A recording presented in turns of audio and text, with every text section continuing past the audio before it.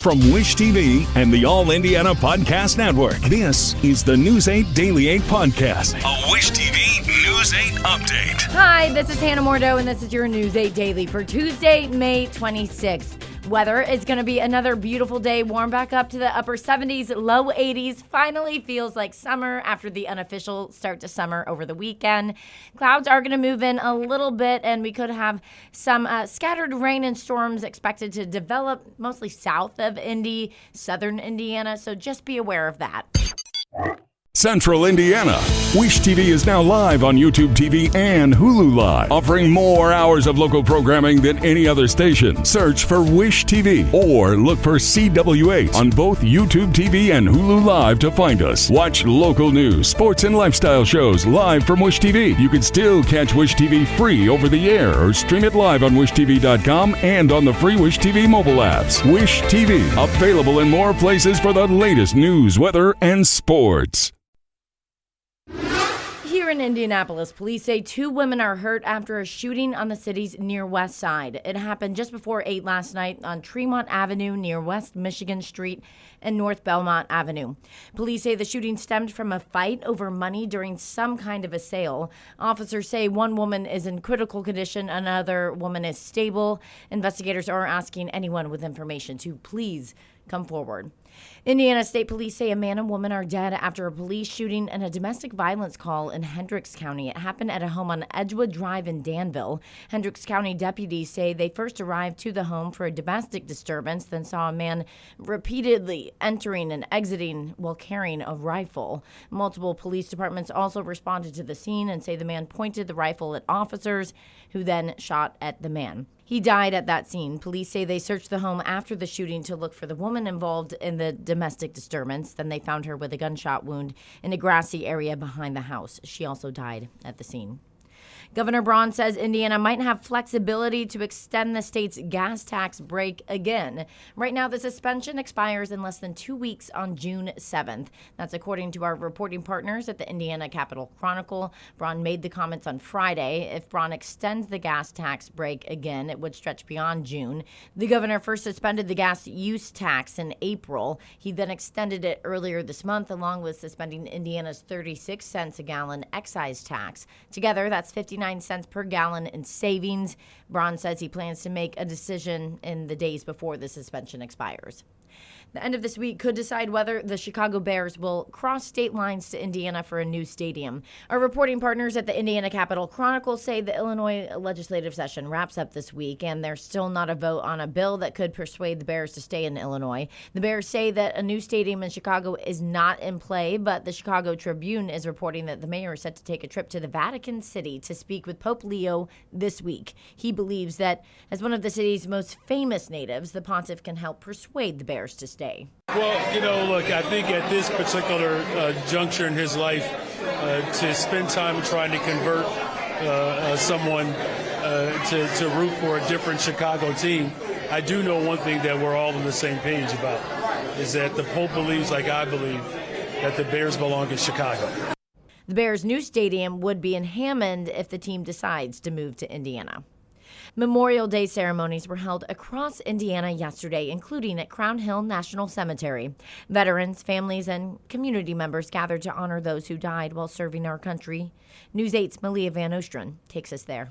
Many people here at Crown Hill National Cemetery, today is personal. For some, they're remembering their loved ones. For others, they're making sure that people who made sacrifices are never forgotten.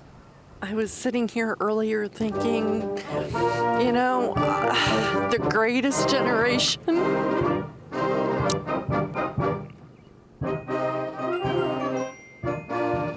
is fading away, and they fought for our freedom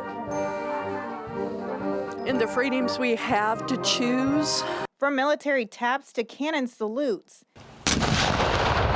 and a hymn to the fallen, hundreds gathered at Crown Hill National Cemetery to honor the fallen men and women who served our country. Vietnam veteran Jerry Baker came to remember his fellow comrades. He served 2 years in the military. It's just sort of a reminder. It kind of takes you back a little bit. And you were there with somebody who gave the ultimate sacrifice. And I just want to make sure that people never forget. Sadler says her father and uncle served our country as well. She says honoring our military is a big part of her family. Don't take it for granted and don't take it lightly. That's what America's about, freedom and choices. The annual ceremony included military honors, patriotic music, and a reminder of what Memorial Day is truly about. Organizers say ceremonies like this give people a chance to reflect, remember, and teach future generations the meaning behind the holiday. I am a veteran, so it's those that came before me and remembering the sacrifices that they made, being away from their families, being away from their loved ones, and doing what they were called to do when they signed on that dotted line. She said it's also a day where people can give their support to living veterans and service members, too. We have a wreath for armed forces members. We have a wreath for POWs and those missing in action. And then we have another wreath for Gold Star families. In Indianapolis, I'm Aaliyah Van Ostrand for Wish TV and WishTV.com. Members of Rolling Thunder Indiana Chapter 1 rode from Fort Harrison Veterans Center to the Veterans National Memorial Shrine and Museum in Fort Wayne. Riders honored fallen service members and remembered prisoners of war and the 81,000 American service members still missing in action. U.S. and Iranian officials are still working toward a deal to end the war in Iran. President Trump honored the 13 American service members who died in the conflict on Memorial Day. Sherelle Hubbard explains the issue still standing in the way of a finalized peace deal. Taps plays at the Tomb of the Unknown Soldier in Arlington National Cemetery Monday as President Donald Trump, Vice President J.D. Vance, and Defense Secretary Pete Hegseth offer Memorial Day salutes. Trump honored U.S. service members, including those lost in connection with the Iran war. In Operation Epic Fury, we lost 13 wonderful souls, wonderful, special people. These incredible men and women gave their lives to ensure that the world's #1 state sponsor of terror will never have a nuclear weapon. U.S. officials say disagreements over language in the agreement about Iran's nuclear program and sanctions relief have delayed a final agreement between the U.S. and Iran on a potential peace deal. We have very general terms about Iran's nuclear commitments. The details will have to be negotiated later. And those details might never be finalized, just like the Gaza ceasefire agreement that never went into phase 2. A U.S. official says the White House wants to see Iran give up its stockpile of highly enriched uranium and wants to ensure the Strait of Hormuz will be reopened before any deal is finalized. Speaking Monday, Iran's foreign ministry spokesman said there is no imminent signing of an agreement set to take place because politics and decision-making in the United States are experiencing a kind of institutionalized instability that within a few hours you will encounter different and in many cases contradictory views. I'm Sherelle Hubbard reporting. Former Indiana Governor Mitch Daniels is returning to Purdue University. We first broke the news yesterday here on Daybreak. The university says Daniels will serve as interim president starting July 1st. That's the same day current president Mung Chiang is set to become president at Northwestern University. The university announced his departure last week. Daniels previously served as Purdue's president from 2013 to 2022. The Indianapolis Motor Speedway says the Indy 500 hit a purse record, making the most money for the 5th straight year. Felix Rosenqvist and his team Meyershank Racing earned a record high $4.34 million. Rosenqvist and his team celebrated their victory in the 110th running of the Indianapolis 500 yesterday morning. They took the traditional winners' photos at the Yard of Bricks. The Swedish driver posed alongside his winning car, the Borg Warner Trophy, and the winner's wreath. IMS says a total purse of more than $30 million was made in this year's race. Rosenqvist's newborn daughter, Stella, she got her own Borg Warner wreath to match her dad. The Indy 500 winner's wife posted these pictures on social media. The couple just had baby Stella earlier this month, and she and her mom were not able to be at the race when Rosenqvist won. So now baby Stella and her dad get a moment to celebrate together and match. We now know what the new logo looks like for next year's Indy 500. IMS released the new image yesterday. You can see it on wishtv.com. This will be the 9th logo in the current Icon series. IMS says the logo reflects the enduring legacy of the racing capital of the world. Officials say the Indy 500 word mark is surrounded by a red oval tilted at a 9-degree angle, rather. It is a tribute to the signature banking at the Speedway. The 111th running of the Indy 500 is set for May 30th, 2027. Hard to believe, an entire year from now. Okay, we have heard a lot from homeowners who are upset about the property tax assessments they just got in the mail. iTeam's Kara Kenny is looking into how you can appeal and how often those appeals actually work. Getting your property tax bill in the mail is never pleasant. In fact, some homeowners say their assessed value went up tens of thousands of dollars. That means you pay more in property taxes. Of course, you can pay it. One other option is to fight back. Nicholas Martinez is at the Marion County Assessor's Office. He's helping a friend file an appeal of her property tax assessment. Y pues quería saber por qué no me llega. Many appeals start just like this, an informal meeting with the assessor's office where a staffer goes over your property records with you. I think we've seen a national phenomenon of rising residential home prices, really starting in about 2017. Joseph O'Connor has been the Marion County assessor since 2010. Well, the median assessed value in Marion County over the last 4 years has increased over 25%. I mean, we are tasked from the legislature with valuing all properties at 100% market value. So I think there's kind of a misconception that, the assessor may have to come a little under market value. Not really. Another thing many homeowners don't realize? We use the 12 months of preceding sales. So really this bill in your hand is representing a 2024 real estate market. Homeowners can file an appeal online, which typically prompts an informal meeting, but homeowners can also go through the Property Tax Assessment Board of Appeals. So it's a local board, and they're going to hear your case and rule one way or the other. iTeam surveyed county assessors, including Boone, Delaware, Hancock, Hamilton, Hendricks, Johnson, and Marion counties. We found on average 48% of appeals are successful for the homeowner, meaning they got a reduction in assessed value. We want to fix that mistake or make that property assessed at what it's truly worth. Here's some do's and don'ts. Do, file your appeal by June 15th. Be prepared to submit evidence supporting your value. Don't assume they know everything about your property or neighbors. Don't assume you need an attorney to go through a successful appeal.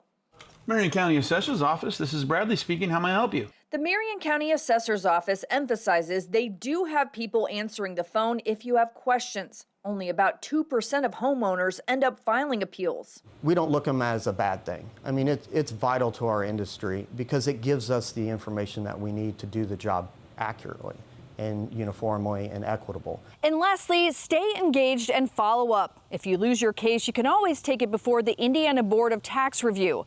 Kara Kenny, iTeam. One of the most effective units of the Vietnam War was an Indiana National Guard company known as the Indiana Rangers. And as News 8's Garrett Berquist explains, they are now fighting one more battle. That's for recognition. The Indiana Rangers received more individual decorations in a one-year period than any other Army infantry unit in the Vietnam War, but they have never received unit recognition.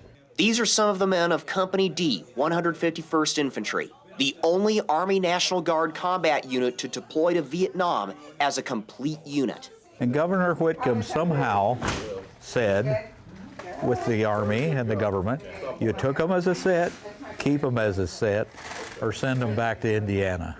So unbeknownst to us, that's how we maintained the unit cohesion and was deployed together with your neighbors and the boys you'd served with in the reserves. Unusually for a Guard unit, they underwent airborne and Ranger training. They had one of the most dangerous assignments of the war, long-range reconnaissance patrols. We operated sometimes behind enemy lines. We operated along the Ho Chi Minh Trail, and we cut off their supply that was coming down to within 50 miles of Saigon. Those missions came at a cost. 6 Rangers were killed during their year in Vietnam. The company took home a combined total of more than 500 medals. According to their company history, that included 19 Silver Stars and more than 100 Purple Hearts. The state of Indiana celebrated them when they got home, but the Rangers tell me there's no record of the Pentagon ever giving them a unit decoration. Well, those guys in the rear deserves that recognition, same as us, because they helped us stay alive. They kept our radios going, and they was important to us every mission. We lost 6 people during the conflict of '69, and today I've been the treasurer for about 35, 40 years, I guess. And now we've lost 124 deceased since, and we've had several, in the early years, several suicides. Every guy had a different situation, every guy had a different exposure. Holland says he and the surviving Rangers are campaigning for a presidential unit citation. That's the highest unit decoration available. Last week, Holland and several others met with President Donald Trump and with Indiana's congressional delegation at the annual congressional picnic. The level of heroism required is equivalent to that awarded for the Silver Star for an individual. On Monday, Congresswoman Victoria Spartz's office informed the Rangers they have submitted the paperwork for a Valorous Unit Award. That's one step below a presidential unit citation. Spartz says she's pushing for both. I think we're on the right track. We had a lot of different ideas what we need to do, but I think now we're on the right track in the same board that we need to get this citation for, for the president. But I think that the paperwork needs to come from a National Guard, and they will try to do. And we just got some stuff we hopefully need, and then we'll send it to the Pentagon and Department of War, and hopefully we can get, truly. It's a past due. This recognition truly is past due. Until then, the Indiana Rangers continue to fight for recognition and to remember their fallen brothers in arms. In Madison County, I'm Garrett Bergquist for Wish TV and WishTV.com. This has been your News 8 Daily from Wish TV. I'm Hannah Mordeau. Watch us on Wish TV and WishTV.com. This is the News 8 Daily 8 podcast, a Wish TV News 8 update on demand. For even more, on demand and on the go, connect with Wish TV on Facebook at WishTV.com and on the free Wish TV mobile app. Thank you for listening, and be sure to like, subscribe, and follow this podcast for updates every weekday morning on the All Indiana Podcast Network and wherever you get your podcast.